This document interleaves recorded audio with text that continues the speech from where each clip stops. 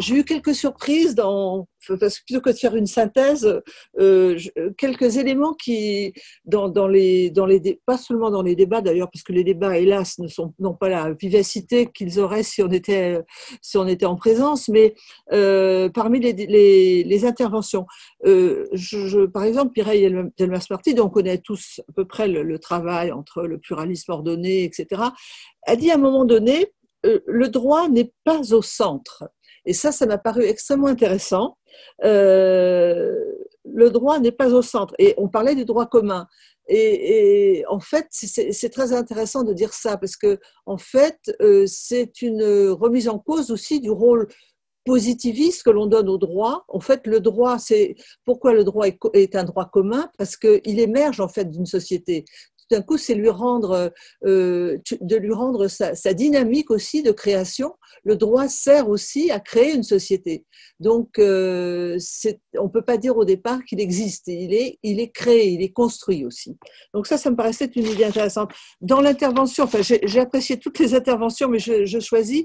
Dans l'intervention de Hugo, j'ai trouvé aussi intéressant qu'ils disent les communs, finalement, ce n'est pas un topic, ce n'est pas un sujet en soi, c'est une vision. C'est un peu ce que disait Jacques Chevalier avant, c'est en fait une logique, c'est une vision. Mais en fait, cette vision, même si on ne définit pas ce que c'est qu'une vision, mais tout le monde sait ce que c'est la vision. C'est une tendance, c'est une perspective sur le réel, sur le social.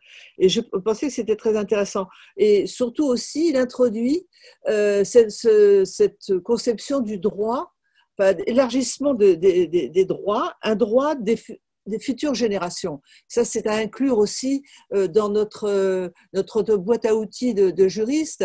Et je pense que c'est intéressant parce que ça a été aussi repris dans une autre table ronde, l'idée que finalement, c'était pas seulement les paramètres du modèle qu'il fallait changer, c'est peut-être l'idée de réforme, révolution, mais c'était le modèle lui-même qu'il fallait remettre en cause. Ce modèle qui n'est pas toujours visible d'ailleurs, et dont on s'accommode assez facilement.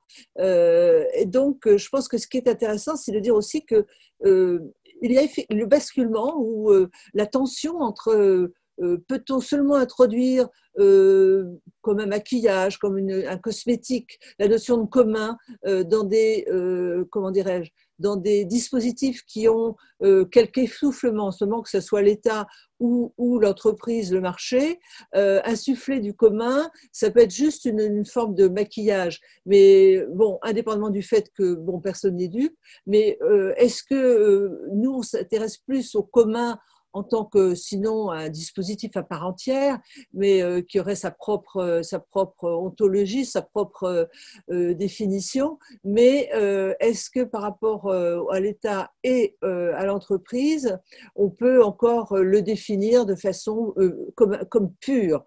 Alors, je crois que c'est un peu ça l'idée. En tout cas, l'idée est quand même derrière. Si on doit aller vers les communs, est-ce que ça veut dire que c'est une radicalisation, on peut dire peut-être de la démocratie, ou est-ce que c'est seulement un habillage ou un élément provisoire de transition? Et ça me paraît être le problème clé. C'est aussi ce que disait Hugo aussi. Il disait que de toute façon, à un moment donné, une formule lapidaire, et il a dit que finalement, c'est la rencontre du droit et de la politique. Voilà. Et je pense que c'est intéressant parce que je pense que ça mérite un peu de mettre les communs à ce niveau-là. Rencontre du droit et de la politique. Hein. Donc, voilà. La dernière chose, sur laquelle on n'est pas tellement venu, c'est la personnification. C'est-à-dire en fait la notion de sujet de droit, l'élargissement de la notion de sujet de droit. Ça me paraît très intéressant. De quel sujet de droit on parle? Enfin bref.